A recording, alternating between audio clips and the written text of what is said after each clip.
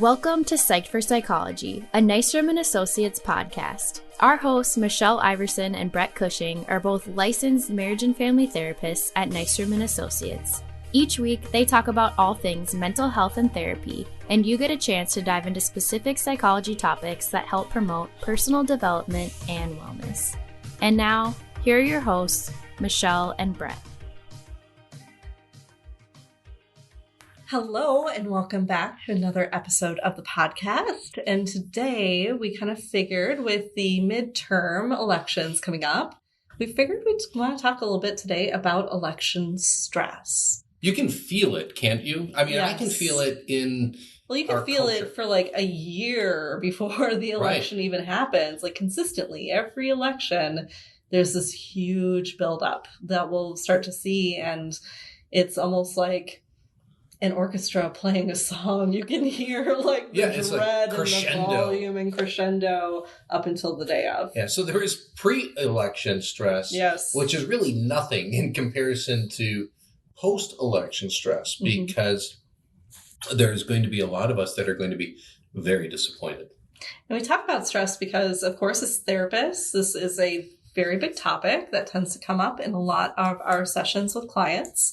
But another big thing, too, is because we are seeing election year after election year, we're actually seeing proof that the stress is increasing among the entire U.S. population, and the effects of it are becoming worse. So the APA, the American Psychological Association, every single year, they kind of do their, I think it is like, since we're talking politics today, their State of the Union. How is this country doing in terms of stress? And so they release this study and they look at a lot of the different types of stress that people are experiencing and how that's changing. And one of the things that they found, it was very interesting, was that each election, we are seeing stress about those elections increase among the population. The last time that they checked before the last election, 2020, they found that 68% of American adults were saying that that election was a significant source of stress in their lives. But then this year, can you guess how much that percentage has gone up to? Well, it was 68, and, oh man, well, it's got to be in the 70s. It's 76% now. Wow.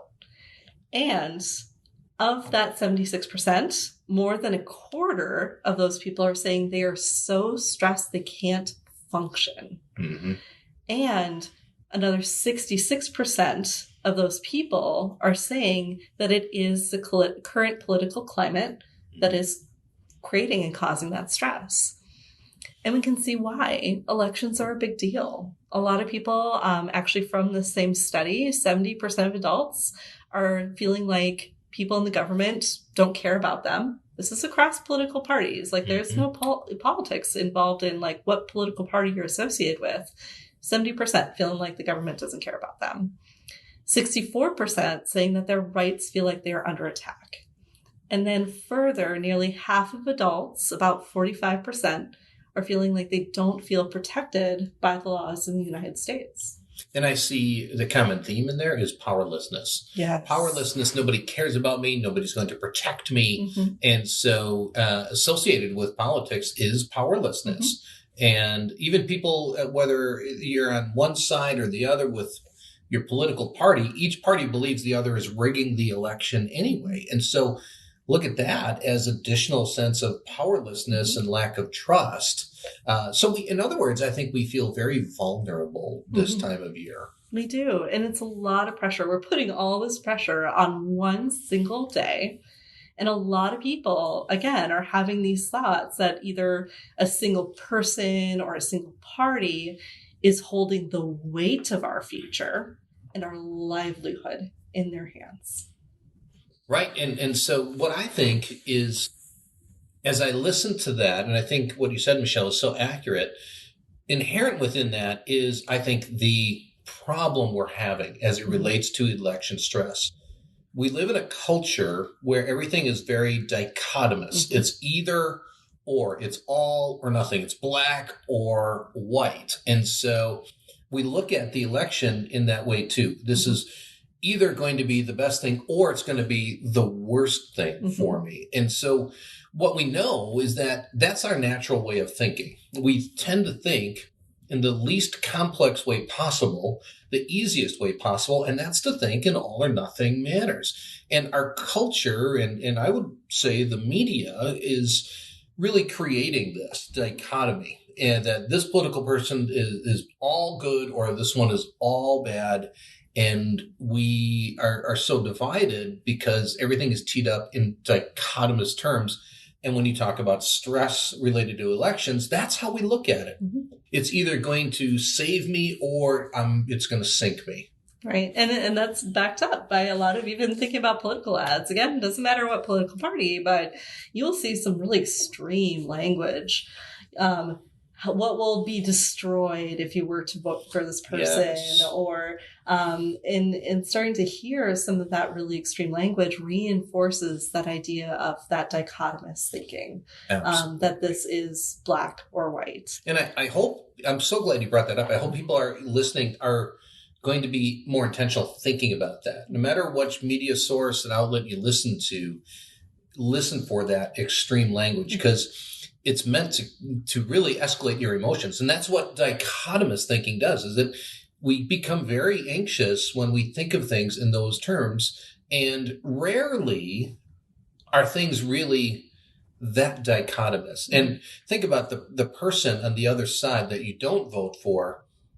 Really what's sad is that we're made to think there is absolutely nothing redemptive about this person. This person is purely all bad. And so even after elections occur, if the person we wanted to be elected didn't get that way, we tend to look at that new person who is elected that we didn't want as all bad. And there's nothing redemptive here in this person. And what does that do? That just creates greater anxiety and animosity and resistance. It's a perfect storm. Right. I was going to say, we've already been talking about themes of like people feeling powerless, right? Which is going to add to the stress. Maybe like the dichotomous, and maybe even catastrophizing fears about what's going to come in the future. If things don't go the way I want them to go on election day. Discouragements. And I personally too, I really worry about people feeling so powerless, feeling so discouraged that eventually they become disaffected, they become even disenfranchised, really kind of getting to that I feel like giving up, like my vote wouldn't matter anyway. And then not having that ability to feel like they can engage in something that they can control, which is to vote. Right. It reminds me, that's what we do with when we feel powerless and we continue to feel that way, we just give up. We say, what's the use? And we're done. And I think you bring up another really good point. That's what people are doing. And so notice we're kind of on two ends of the spectrum. Like we become extremely angry and we want to fight back, or we shut down completely. Yeah. Exactly. So how do we deal with that, right? Especially when, like I said, it feels like cards are stacked against us, right? And like a lot of things reinforcing to think about this in black and white terms. When we are so focused on these things that are in a way out of our control, what can kind of help us to be able to kind of get through this particular season in which clearly with the APA and their study showing it is stressful and it is impacting all of us as we're kind of getting through the rest of the election season.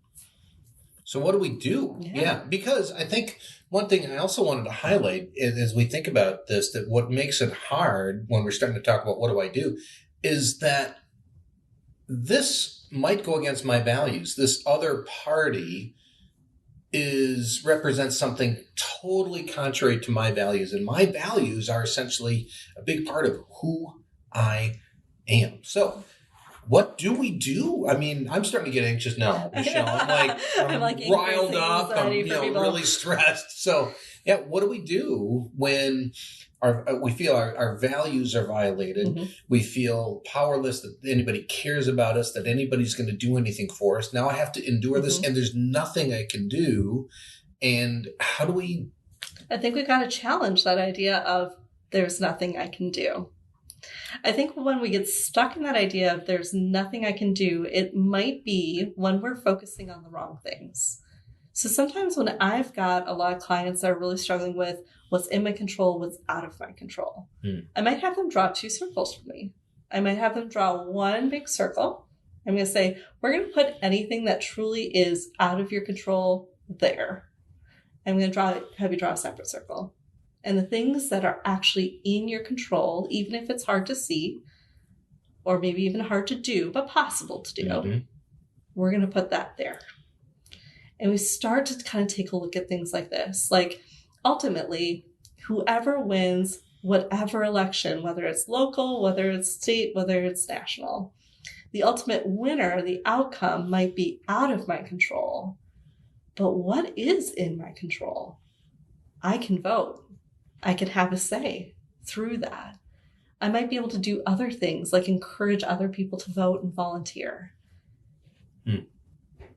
So, but what if I feel I'm going to give some pushback? Yeah. So, all right, but I did vote and I have been involved, and look, it didn't work. I can't believe all these other people voted for this person, and you're telling me to do these things, and I've done that, and I'm still not seeing any results. So what do I do? Yeah.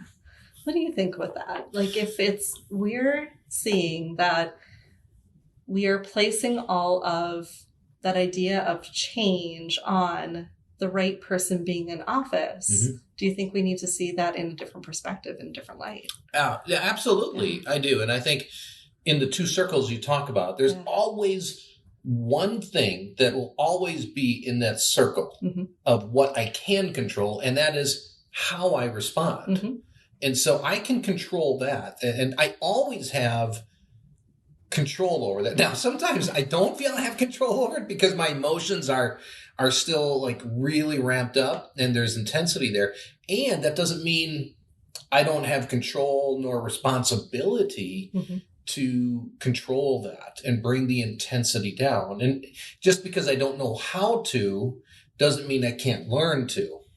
So I think, that's a big thing too, is I can control how I'm going to respond. Because I really want to emphasize this, because I think a lot of times what I hear in our culture is that you made me this way, or because this person is elected, therefore my life is ruined. Now, notice all the power we give to this person, and also the all or nothing kind of mentality. My life is ruined because this person is elected. I don't know about you, but I like going to my job every day. I like coming home to my family every night. I love doing things on the weekends. I used to love watching the Packers play, but they're in a terrible season. And who's ever elected isn't really having any impact on the things I really enjoy every day, those simple pleasures. Sure. So I think we can sort of get away from that dichotomous way of thinking about our life. Now, it's going to be really controversial. I think we can get away from the dichotomous way we look at political candidates, which is hard because we're getting this deluge of dichotomous communication about each candidate. And either mine's all perfect or this one's all bad. And we can look at the person whom we didn't vote for and be able to acknowledge and validate, I really don't like this at all about this person. And I can find something that is redemptive about this person, because who really is a person that's non-redemptive, has no redemptive quality? So I really want to challenge myself and challenge all of our listeners to be able to have that balance, that dialectical balance to the dichotomous pitch we're always hearing. And that really can impact how I choose to respond. And we don't want to minimize that. I mean, elections do have impact on people, and that's part of the stress too. Is a lot of people worried about, like, for some people, yeah, maybe their day-to-day life isn't as affected, and some people's day-to-day lives are. But at the same time, too, to remind ourselves of how we actually can empower ourselves, even when we both take advantage of our rights to vote and be heard, and also to even broaden and expand our reach outside of that as well, too. To know that no matter what happens at these midterm elections, there will always be another one. And to know that anybody can take that as an opportunity to say, well, if I'm really passionate about even just like a cause and I want to see change within that cause, there is more than just even who I elect or vote for to be able to see that change. And I think that's where like volunteering can be, and becoming really a part of local organizations can make a really big difference for a lot of people, and starting to help with that stress and help them to feel empowered again too. And I really like what you're saying, because you really highlight the dialectical balance of, yeah, this is frustrating, and we can validate I'm frustrated. I might even feel hurt. I might even feel betrayed and have lots of negative emotions. And the other side of that is I can still do things. And I think what you're saying is there still is hope. We live in a country where we have freedoms to still pursue things. There are things we can invest in. We have freedom of speech. And so there are things, and it's not as dire as we think. It's not that my life is ruined. Yeah, there are violations of what might be my values, and I can still work and trying to actualize those values still. So it's not this all or nothing scenario, and you're really providing a sense of hope in the midst of the powerlessness we feel. Right. So let's think more about, when I think about in my control circle and all of the things that we can start to put in there. Brett, you already mentioned knowing and reflecting on, like, I know what my personal values and my stances are. We can look at things like, even now when we're recording this, we're not quite to the election yet, but even at this point, researching candidates, understanding local amendments, what's being kind of put up to vote during this time, and doing it through some great sources. Actually, a really great nonpartisan resource that I recommend anybody check out is called vote411.org. And I really like it because they don't just focus on like the big name, splashy, the national, the state elections. They drill all the way down to what is happening in your county, your city, really giving you all the information so you can make really great informed choices on who do I really feel best represents me and what I'm interested in. Yeah, it sounds very empowering. Absolutely. And then exercising that right to vote, of course, as tempting as it can be to kind of, give into that stress and that feeling of powerlessness. You will actually feel empowered by being able to actually go and vote and make that voice feel heard. And again, we talked about volunteering for causes that you care about. We can do this beyond elections. Helping to campaign for people that you prefer, or joining organizations that just, again, generally encourage people to vote, becomes very empowering and allows others to kind of be able to lift their voices and help them to be heard too. But with stress, we have to also look at, what can I do that's in my control to help that? I need to figure out, what are my symptoms of stress? What's that root of that stress? Sometimes when we have people coming in talking about election stress and how they feel that powerlessness, sometimes we take a closer look, and sometimes you're feeling powerless in other areas of your life as well. That's going to be something to think about and to reflect on. Thinking about how you can cope with your stress. Have you ever found anything that was really helpful to cope with election stress at all, Brett? Yeah, I yell at the TV. I kick the dog. I complain to everybody. I would never kick my dog, Taylor. She's the most adorable dog. She's too sweet. But I do find, I have urges, and I have yelled at the TV. I've never had an urge to kick my dog, but to yell at the TV, and those are signs to me, like, wow, my my anger is high. And one thing I maybe want to mention, anger, we know, it's a secondary emotion usually. Yeah. And so it's behind our anger is fear or sadness. And I just want to take a little tangent on this because I think many of us feel anger, and that's what's the most visible. We are angry. And especially when we feel like control's been taken away from us, we feel angry. And maybe one thing to consider as you're bringing up this topic of stress and how do we cope is just be mindful. When I'm angry, what's really behind that is I'm either fearful or sad or both. And to go to that primary emotion and sort of just acknowledge that yeah, I'm just really sad about this. This really bums me out. And I'm a bit fearful. And that can actually bring some of that intensity of our anger down so we're not reacting. We can be more proactive with that, like you're encouraging us. I've always that was going to be my example of talking with other people about those thoughts and those feelings that are coming up.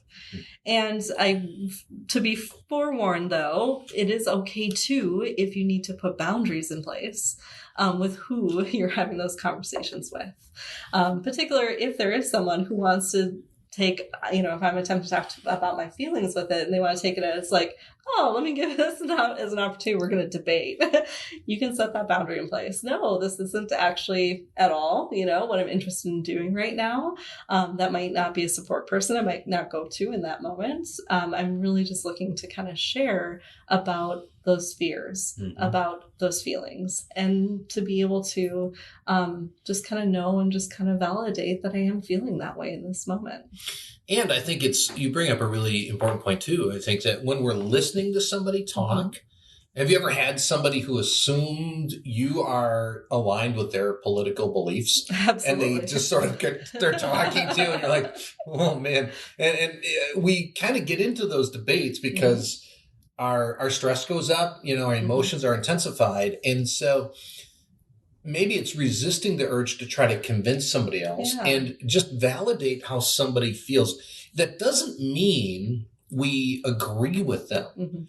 I always tell parents with their kids, validate their emotions, even if they're sad about something that couldn't happen. And even though that thing they wanted to have happen, you knew wasn't appropriate for them. Don't start with change. Like, well, that really wasn't going to be the best crowd to hang out with anyway. We start with validating. And it doesn't mean we agree. And it helps bring other people's level of intensity of their emotion down. And I think in our culture, the temperature is pretty high. And we can really do a lot to bring that temperature down in our relationships if we just validate and say, yeah, it sounds to me like you're really bummed out. This did not go well. It sounds to me like it makes sense that you're really upset about this. And I don't have to agree with them. I can help. And it doesn't help me to get into a debate because I'm just going to get frustrated now too.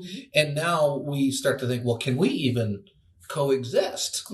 And we can if we start with validation of our feelings, validation of other people's feelings, and we can still disagree. And another thing how a lot of people think about that is in your control to help with reducing your own feelings of election stress is evaluate that role of social media and the news when it comes to it. Really ask yourself this question: is it keeping me informed or is it keeping me stressed? I think that's a great question because what I've found in the media, I think the media, this is just there's no scientific study. This is just my little observation. That all that fake wrestling, that is so entertaining for people. They make, a ton of money. And how do they do it? They create a villain. And that's what they do. They don't create a hero. They create a villain because they again, put this person and tee this person up as all bad, right? There's nothing redemptive again. And that gets people upset and they're waiting for the hero to come in and do some justice. And I think that the media, social media has done the same thing in politics because they're really into it to make money. Yeah. And so they know if they can get our ire up and we're really angry and they can do that day after day after day, we're going to keep coming back. They're going to get clicks and views. Right. AKA advertising dollars. Cha-ching. Right. Yes. Lots of money. So I think you bring up a good question of, is this really benefiting me? And also trying to look behind that and remember they're in a business to make money, and that works for them as long as I am getting activated and I am getting upset, and maybe evaluate how often am I going here and how often do I really need to be going on the social media platform. I was going to say, how much different do you think U.S. elections would be if literally like a site like vote411.org, where you just get your candidates, their platform, well, and then that was the only thing you made your decisions based on. Well, that's no fun, right? Because, I mean, seriously, what makes it entertaining is all the emotion that goes into this. Right. So then we have to think about, and that's where I kind of ask that question, is it keeping me informed or keeping me stressed? Some people might be thinking, well, in a way, is it about information or is it more about entertainment? And in a way, it's like, I get to learn about the sickest jab that's been made against this opponent that I don't like. Is that really what's going to be best and helpful for me? Right. Right. Yeah, we are drawn to emotion, and marketers and advertisers know this. If they get the emotion, they're going to get an action from us. And what that is going to mean money for them. And so we forget that. Yeah. And we are drawn to all the emotion. Emotion, it's not that emotion's bad. Emotion isn't good or bad. It does make life interesting, though. You know, it's something that makes relationships much more fun. And so I love what you're saying about, what's that place again? The vote, is it the number 4? Vote411. The number is 11. Yep. So vote411.org. I like it because when it comes to politics, too much is at stake to get sidetracked and hijacked by my emotions. I need to make sure that my brain is still engaged, because really what happens when our emotions are intensified and elevated to like 8, 9, 10 out of 10, that frontal part of our brain, our head, where you have your forehead, right behind there is where we have our reasonable, rational thinking. But when I get to an 8, 9, 10 out of 10, that just shuts down. And I'm not making decisions so much on reason, but on pure emotion. And so social media does just that. It shuts that part down. And I like that website because I want to make decisions based on the facts and not the feelings. Right.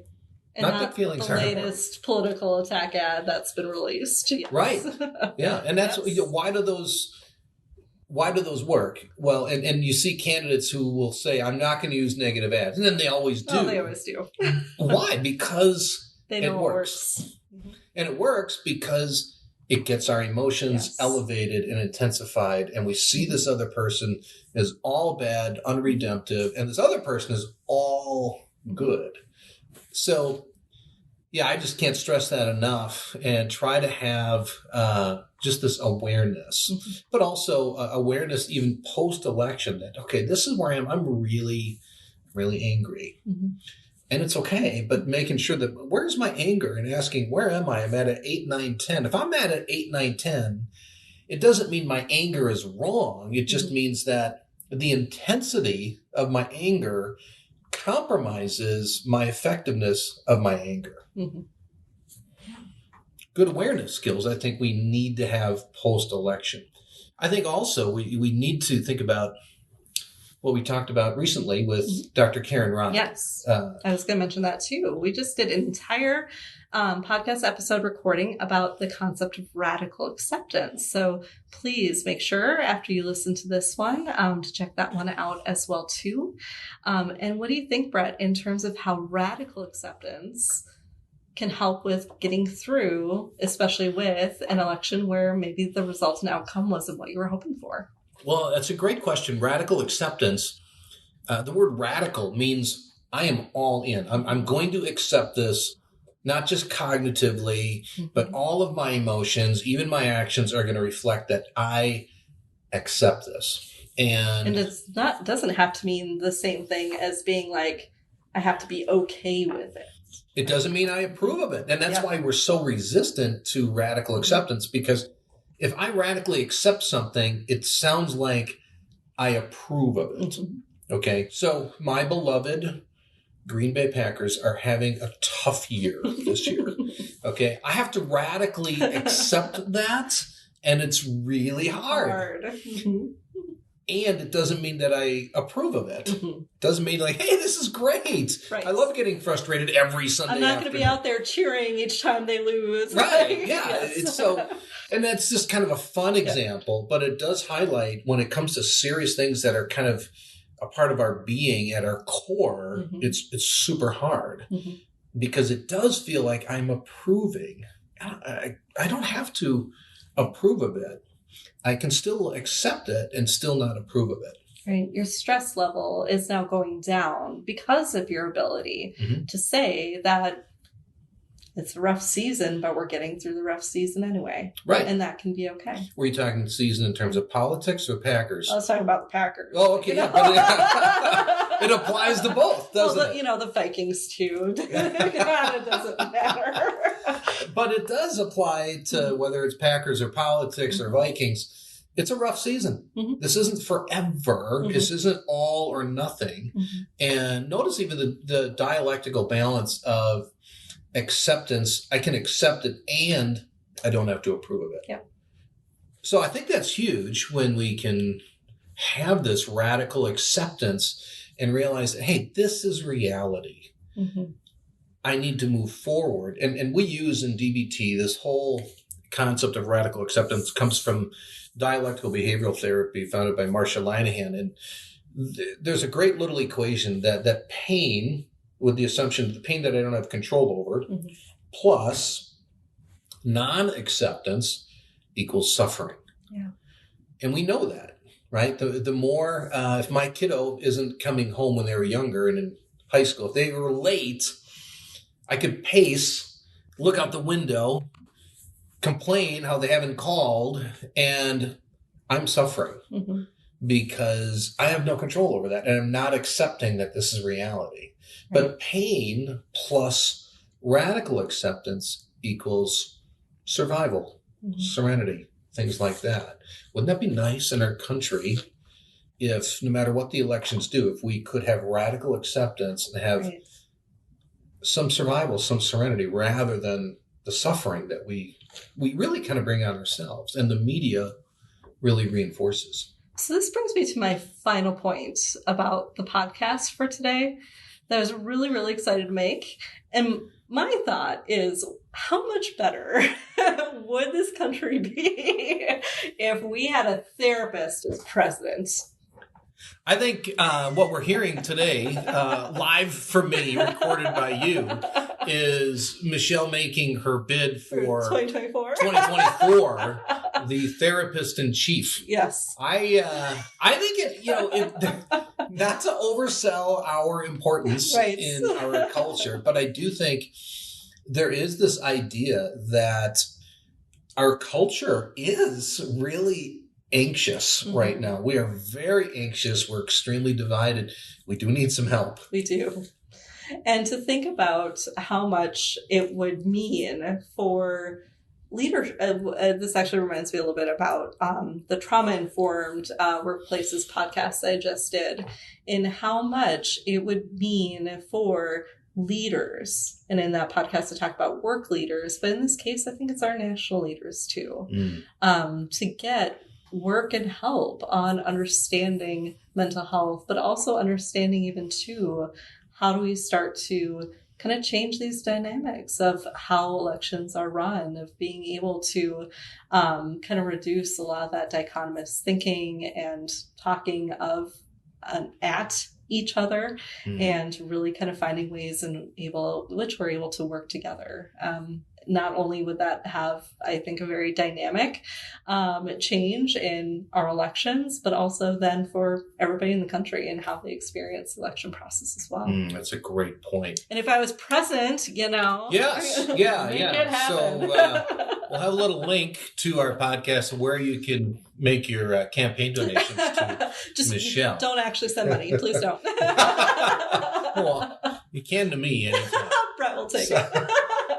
I think it's fun to laugh because laughter, we did an episode on is laughter really the best medicine? Yes. And I think that is something we need to be able to do post-election. Mm-hmm. And remember, I love this line. I don't know where I've heard it, but it's so good. Conflict is unavoidable. Mm-hmm. Combat is optional. Mm-hmm. And we're going to have conflict no matter what happens post-election, but we don't have to be combative with one another. And that's going to start not with the other side changing. That's going to start with me changing. Mm-hmm. And using some of these skills we're talking about. A lot of skills we've talked about in other podcasts about how to deal with stress, how to deal with anxiety. And we can, to sound sort of anecdotal, we can be that change, right? But it really does. It starts with me, it starts with you. And hopefully we can be far less combative with one another, validate, understand, and bring the temperature down in our country. And imagine how much more of that would happen if we had a therapist in chief. Mm-hmm. Yeah. Let's make it happen, people. All right. Thank you so much for joining us today. As always, we love to hear from our listeners, and you can feel free to email us at podcast@nystromcounseling.com. Including whether you would support our bid for president. All right. Thank you so much and have a great rest of your day. Thank you as always for listening, and please be sure to leave us a review. While this podcast can't be a replacement for therapy, we hope you enjoyed our discussion today and join us again next time. Nystrom & Associates is always available to those who are struggling. If you find yourself in need of support and help, please check us out at nystromcounseling.com.